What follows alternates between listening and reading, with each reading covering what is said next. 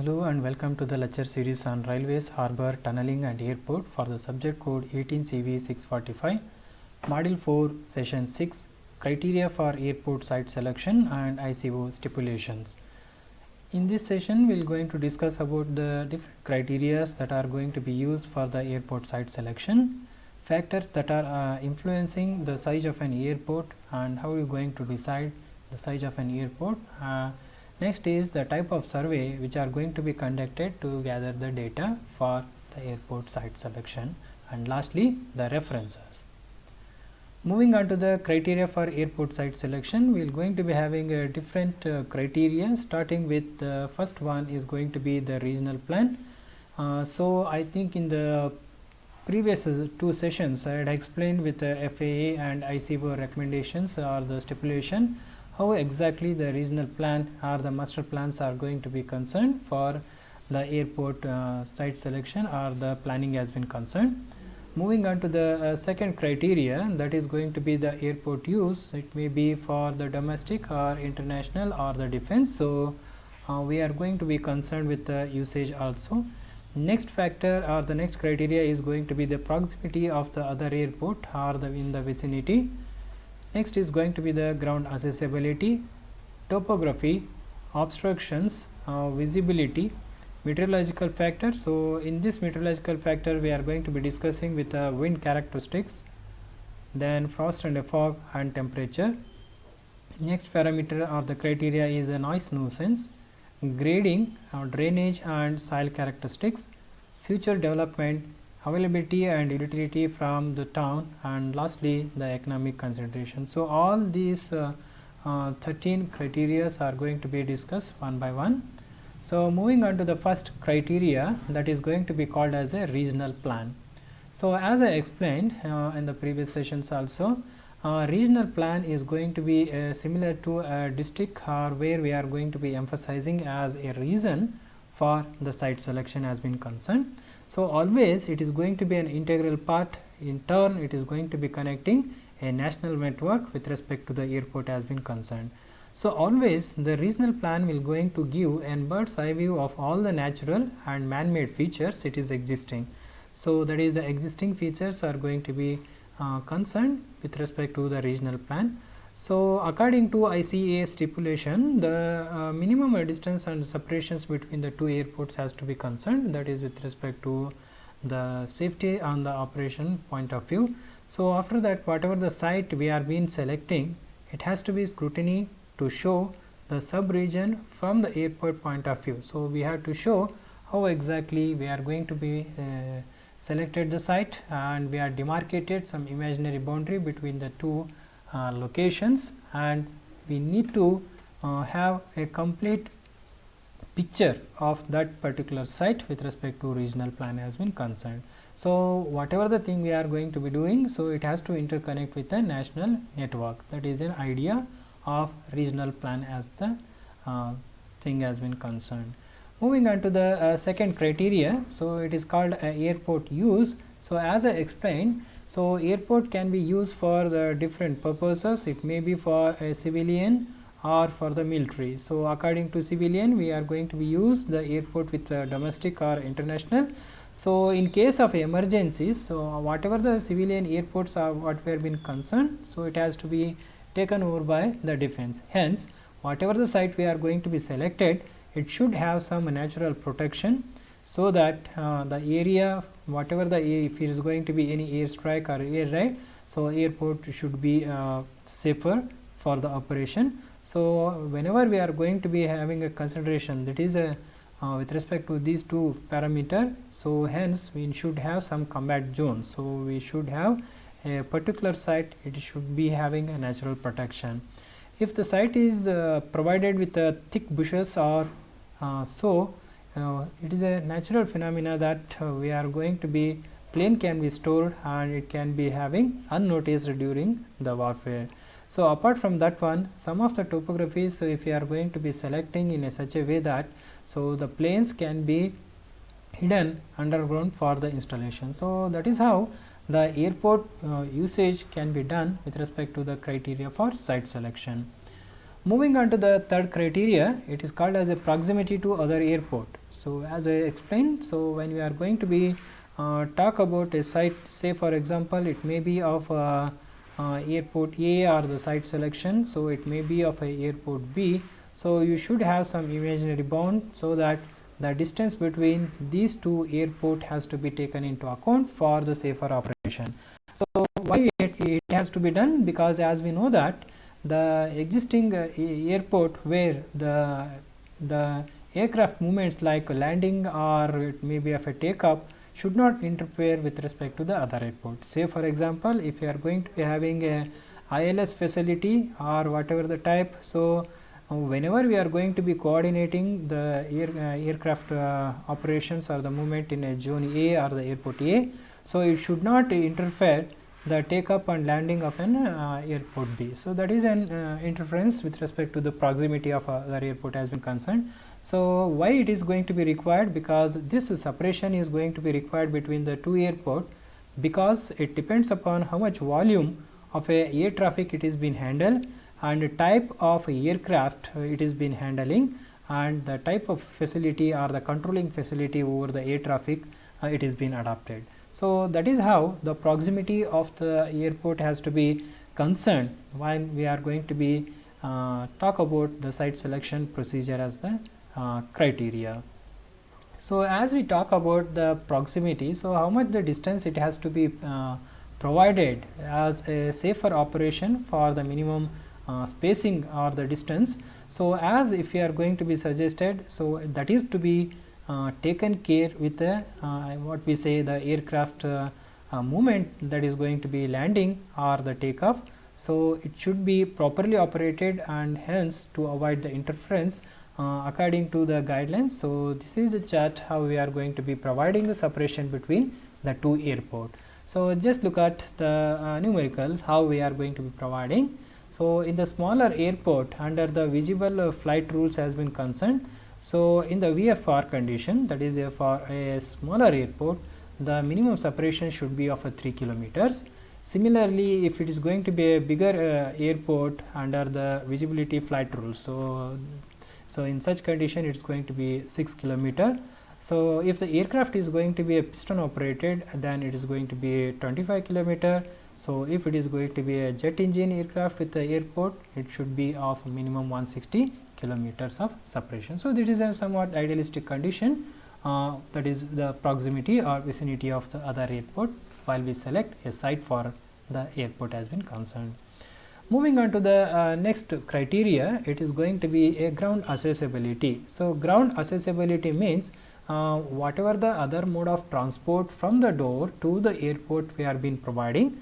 So, that is going to be minimal when we are going to be talk about the journey period. So, that is what whenever we are going to be select a site, it should be so that it is readily accessible to the user. So, that is the thing. It means whatever the other facility or other modes it has been interconnected, it should provide a door to door services, so that it is going to be having a shorter distances. That is an idea of ground accessibility. So, if you are measuring the travel time, so time required to reach an airport in a passenger, if you are measuring with respect to a car from any of the zone, it may be of a business or it may be of residential centers has been concerned, it should not be time of a journey should not exceed 30 minutes. So, it is an idealistic condition what we are talking about. So, this is possible, or we can say the best ground accessibility is always going to be if you are having adjacent to the main highway. So, it is always going to give you a quick access and minimizes the cost of the journey or the entrance of a road. So, apart from that one, as I said, the different public transport availability or the facility what we have been providing in terms of a bus or a taxi, so etc., those are also going to be having a potential important while we having a business has been concerned. So, that is how the ground accessibility is going to be taken as a criteria for airport site selection.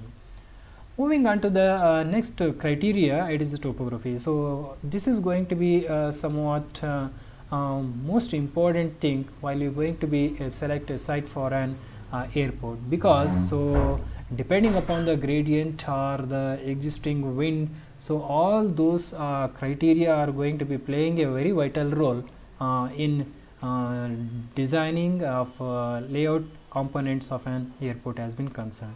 Hence, some of the things we should look at when we are going to be talk about the topography. So topography is going to be always includes the natural features of a ground, like a contour or existing trees or natural streams, etc. So always it is going to be preferable to have somewhat altitude, just like an hilltop. So usually it is considered as an idealistic site, because if you are going to be on the hilltop, so there should not, because we are going to be having less obstruction to the approach zones and the turning zone. It means as it is already at altitude, clear visibility is going to be possible. Hence, there is least obstruction to the approach zoning and turning zoning. Similarly, because of the natural gradient, natural drainage can be done. Hence, lowland may going to be result in flooding. So that is the criteria. Apart from that one, as it is in a higher elevation, there is less obstruction. More uniform wind we can expect it on the site. So as I said, it is going to be giving a better visibility and due to less fog. So that is the criteria how we are going to be selecting it.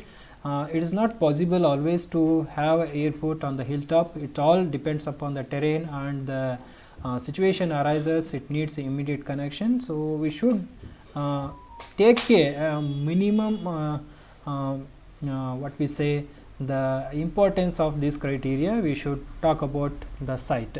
So if it is going to be on the plain ground or on the firm ground, so always whenever we are going to be having a city, so the tall buildings which is going to be obstructing the visibility for the landing or a takeoff with respect to the approach journey, so the site should be so selected in the visibility or the approach zone should be always kept away a minimum height of the tall buildings. That is a restriction. Apart from that one, there should not be any wastage or solid waste dumping yard near to the site, because as it is going to be attracting a bird which is going to be having objectionable for the site construction.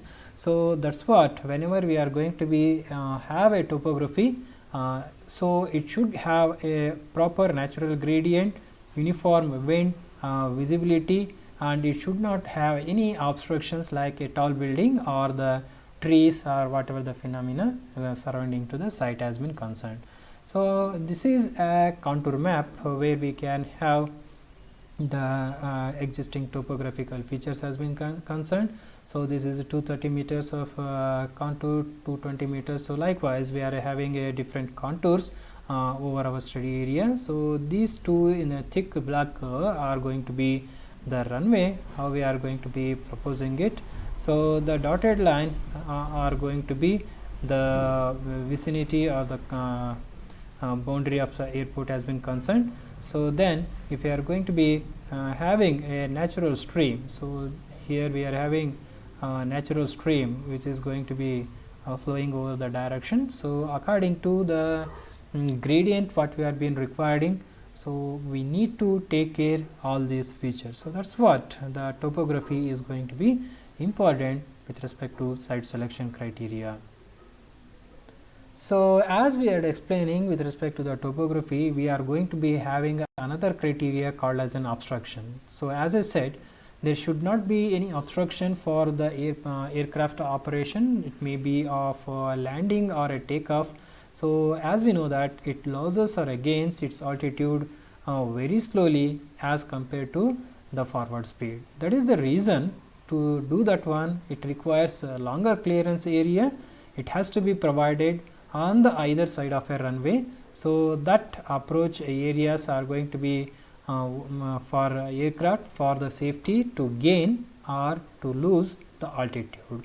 So that's what it means, a runway to be extended on the either side for the ease of operation of an aircraft from the visibility. The area what we are going to be chosen, so it means on the either side it should also be free from the obstruction. So obstruction may be of a fence, a pole, or any what we say the tall buildings or any other man-made objects has been taken into consideration. Sometimes if the ground itself may going to be having a slope in upward at the end of an runway, to some extent it may form an obstruction. So, that is what in the longitudinal direction gradient has to be maintained. So, over and out we are going to be having futuristic demand.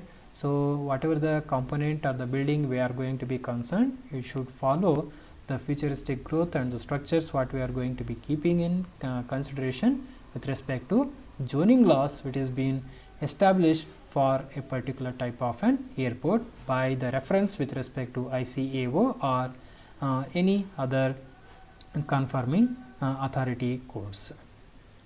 So, next is going to be the visibility. So, for the operation of an aircraft, so visibility plays a very crucial role when we are going to be having say if we are going to be having a poor visibility. So, it going to lowers the traffic capacity of an airport, obviously because it takes a longer time to judge the center line of a runway for the landing and also from the takeoff or turning movement or to take away the aircraft towards the airport apron or the hangar. So, that is what it should have a good visibility for the quicker operation to increase the traffic capacity of an airport.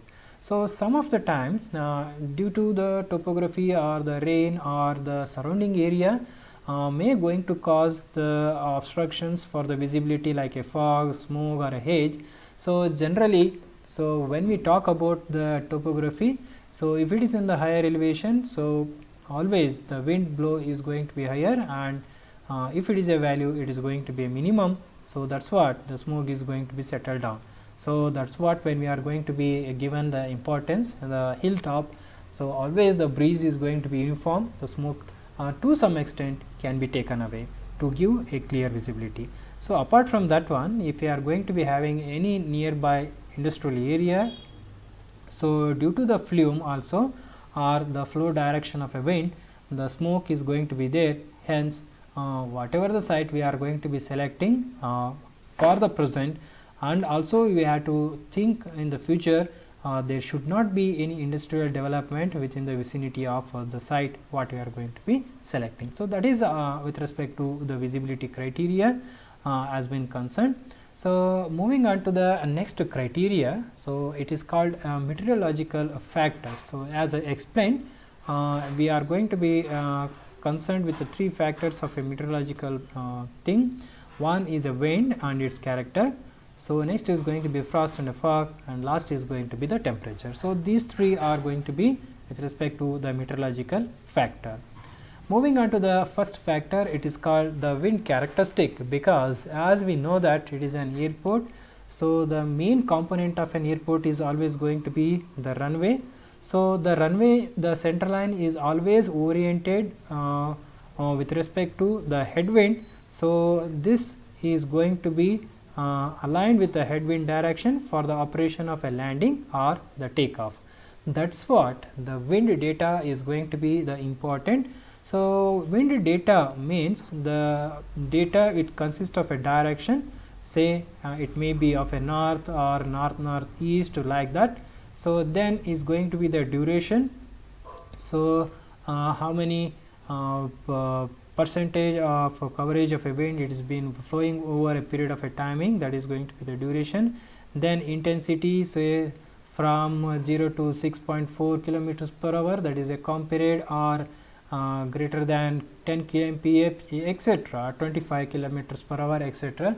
What is the wind? It has been flowing over the direction of each of the direction in the site which is been selected. So, as I said, this data is going to be important to align the runway center line. Hence, the data to be collected is going to be minimum of 5 years of a data.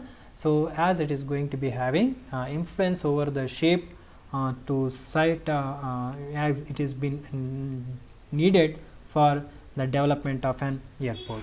So, the site what is going to be located to the windward direction of the city, so that it is going to be having a minimum smoke from the city which is blowing over the site. That is the wind data and it is showing its importance. So hence wind data is going to be having a greater importance in site selection. So as I explained, this is going to be 5 years of a data is going to be a plain or a rolling terrain has been concerned. Suppose if it is going to be some critical topography, steep slopes is going to be there. There is always a variations with respect to the wind intensity, direction and duration. Hence minimum of a 10 year is going to be favorable, or in some of the cases exact site study has to be taken care to get the complete wind data for the alignment of an runway center line is concerned. Next is going to be the frost and fog. So these are going to be essential from the visibility for the site has been concerned. So any selected site for airport construction should be always free from this fog, frost or the smog. So that is going to be the thing as I already explained. So whatever the site we are being selected, so it should be free from the existing and also the future zones of industry surrounding to the site which is being concerned. So next data in the meteorology is going to be the temperature. So how this temperature is going to be playing its important role. So as we know that when we are going to increase in the temperature, always there is a decrease in the air density. So as the aircrafts are going to be operating on the principles of air density, hence so consequently if the air density requires, it requires more over the length to travel on the runway, so in any of the particular direction. Hence we are going to be concerned the temperature also, because to decide the actual runway length or it is to be provided with respect to correction. So here we are been mentioning the whatever the site it is been selected with a temperature closer to the standard temperature as it has been preferred. So sometimes we are going to be referring 15 degrees centigrade as a standard temperature, or sometimes 15.6 degrees centigrade. So on an average this is going to be referred as the standard temperature. So that is going to be playing its important role, as we know that so RL of any of the topography is going to be increasing or decreasing when we are going to be measuring with respect to mean sea level. That might be the RL of whatever the site we are been selecting. So depending upon this altitude, the air density is going to be varied. So that's what we are going to be measuring the temperature of an air while we select an airport. So that is another criteria and important factor while deciding the runway length and its correction has been concerned. Next is going to be the noise nuisance. So as we know that aircraft is going to be having different types of engine and a propulsion system to take care about the gross weight of an aircraft. So obviously during its lift it going to be producing some amount of a noise. It is going to be objectionable for the population which is going to be having a vicinity towards the runway during the landing or a takeoff. So depending upon the size of an aircraft and engine capacity, the noise level is going to be increasing. Hence sometimes buffer zone has to be made for this runway end, so it can take off avoid the cut of a noise to the residential area. So or otherwise in some extreme condition, if it is not possible or if the area is not available, so we can provide some acoustical barriers to avoid or to cut the noise nuisance. So as the name itself indicates, it is going to be a nuisance, so we should avoid it. So we can adopt any of the thing. So in this image we can see that we are going to be providing on the extreme ends of the runway with a clear zone for instrument. So on the either side we are going to be having some 800 meters or 0.8 kilometers of a distance. So likewise from the end of the runway we are going to be having minimum clear distance is going to be of 3.2 or 4.5 meters. So that's what the noise nuisance can be avoided. So next parameter or the criteria for site selection is going to be the grading and drainage soil characteristics. So three parameters we are going to be concerned. So grading is going to be with respect to a longitudinal grading and the grade is going to be in the transverse. So both grading has to be taken into account. Why? Because as we know that depending upon the gradient, the water is going to be flow away, that is we can structure a drainage, so that it is going to be playing a very important role, that is the drainage is going to be playing a very important role both in construction, maintenance and safety operation with respect to aircraft has been concerned. So whatever the original ground topo we are been having, or the profile we are going to be having, according to the grading operations or according to our design, we should maybe cut or maybe filled, so that the drainage patterns is going to be having a good shape over the entire site. It may be runway or the taxiway or whatever the thing. So water needs to be immediately drained out from the main component. So that is an idea why we should take care of the gradient and the drainage. So also to avoid the possibilities of a flooding, in especially in a valley site. So these two, that is a grading and drainage, is going to be playing vital role. So as we said, in some of the site we may going to be expect the water table at a higher, so we can have some sub drainage system to avoid the failure of the runway or its a subgrade has been concerned. So that's what sometimes it is going to be a costly affair if you are not taken proper care while we having a site selection with respect to the proper drainage has been concerned. So that's what, apart from this, as we said, so aircraft or a runway is going to be resting over the subgrade, where the soil is also going to be playing a critical role. So it should not be having any volumetric change is subjected to the moisture indirectly. Say for example, a good soils like there is no volumetric shrinkages, it may be gravel or a sand, always preferable as compared to the fine grained soil. That is an indirect meaning we are being giving. So as we are going to be talk about the site selections with respect to different criteria, so future thinking with respect to the increase in a traffic volume, so it may going to be having a continuity in the increase its traffic volume over a period of time. Sometimes it requires a more number of a runway to operate. So indirectly, if you are going to be increase the operation, so processing of a passenger, baggages, cargo, etc. Apart from that, shelter to be needed for an aircraft. So these additional features are started increasing. So that needs to be taken into account with respect to the futuristic development. So over a period of time that we are going to be having the anticipation. So this may going to be done by using any zoning ordinate. So where we are going to be implement. So if you want to prevent the growth, so certainly we can do it with respect to the futuristic development has been concerned.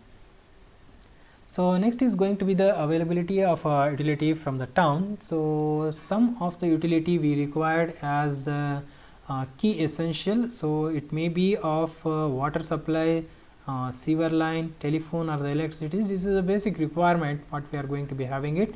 So apart from that one, the availability of the utilities just near to the town, may be material for the construction, manpower it is going to be required, other modes of transport it is required. So likewise the availability of utilities is also going to be important while we talk about the site selection.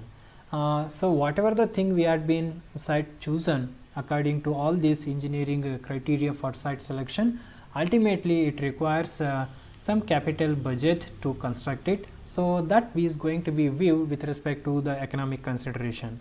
So these economic considerations are going to be having the cost estimate for the entire thing. So it needs to be prepared for the each individual component and also the entire airport for the construction, considering both the initial and also the ultimate stages. That means if you are going to be having a phase wise development, so what could be the budget required for the initial investment, and in phases has to be in detailed estimate has to be done. So this detailed estimate is going to be always start from the land cost, how much area it has to be acquired for the construction, clearing of a jungles, or how we are going to be grading the land, drainage, removal of any hazards are going to be there, pavement or the paving, turfing, lighting. so construction of accessible roads and parking area, etc. So all these are going to be taken care in the economic consideration of an airport site selection.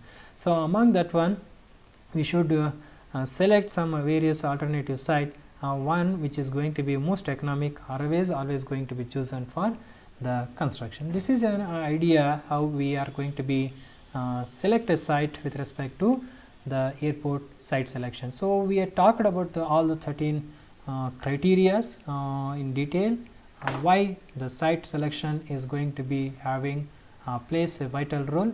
So always engineering surveys and judgment plays a very vital role in the site selection. That's how these are going to be the component or the criteria with respect to site selection procedure has been concerned. So we selected a site, but how the airport size is going to be taken into account, though this is going to be depend upon the four criteria. One already I had explained, that is a site characteristic. So second one is going to be the type of an airport. So repeatedly we are been telling it is nothing but the type of an airport may be of its usage. So it may be of a civilian, domestic or international, or with respect to military or the defense. So that is an idea. So second or third one, so as I already explained the site conditions, then the third criteria is going to be the traffic potential in the existing and the future. Next is going to be the aircraft characteristics. So that is with respect to the aircraft with its capacity, then its speed, minimum circling radius, minimum turning radius, and noise level, which is going to be important with respect to aircraft characteristics has been concerned to decide the size of an airport. So as we said, we are going to be having a different parameters and criteria for site selection. We need to have a clear surveying. So we are going to be having a two set of surveys to gather the data for the site selection of an airport.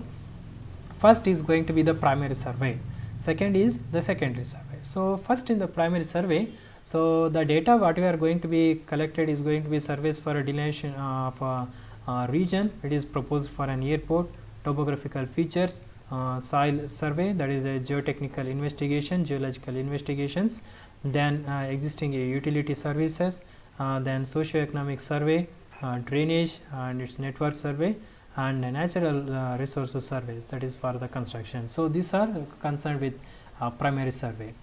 Moving on to the next is going to be the secondary survey. So in this one we are going to be talking about review of regional plan. So already we had discussed it. Then the demographic study, meteorological survey, present and future type of an aircraft, that is with respect to geometric and sizes and its operation has been concerned. So based on this, the data what we are going to be collecting, say for example in the demographic study, if you are going to be concerned the demographic data, so population, age group, their economy, living standard, so then the pattern of a revenue, taxation, collection, that is going to be there, percentage of literacy, that is a demographical data. So in turn it is going to be helpful with economic characterization of a particular region also. The data can be used in both the way. Apart from that one, vicinity of the other airport to the site, the travel characteristic, so the frequency and the duration and the distance, how the passengers are moving, that is a travel characteristic. So apart from that one, different modes of transport we have been providing. Apart from that one, we are going to be having a existing and a futuristic traffic demand, or otherwise site what we have been having any other alternative that has to be collected as a data for airport site selection. So with this note, we are going to be concluding this session with standard references, then the few web references of Wikipedia. Thank you.